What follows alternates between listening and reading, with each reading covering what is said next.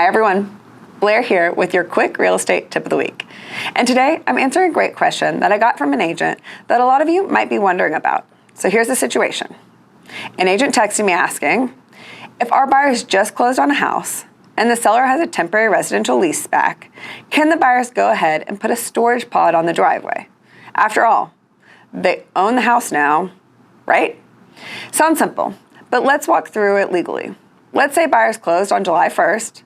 The seller has a temporary residential lease back through July 10th. The buyers, now owners, want to put a pod in the driveway on July 2nd. Here's the catch. Just because they own the home doesn't mean they have the right to access or modify the property during that lease back.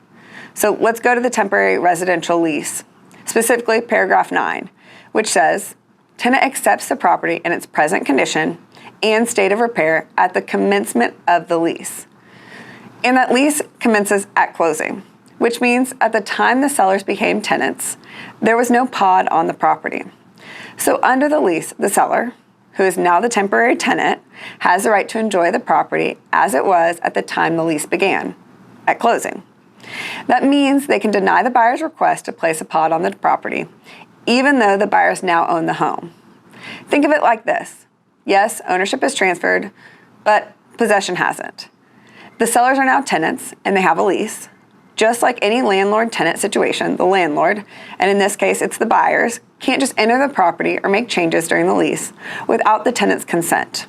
So, to answer that original question from the agent, no, the buyers cannot unilaterally place a storage pod on the property during the seller's temporary lease period.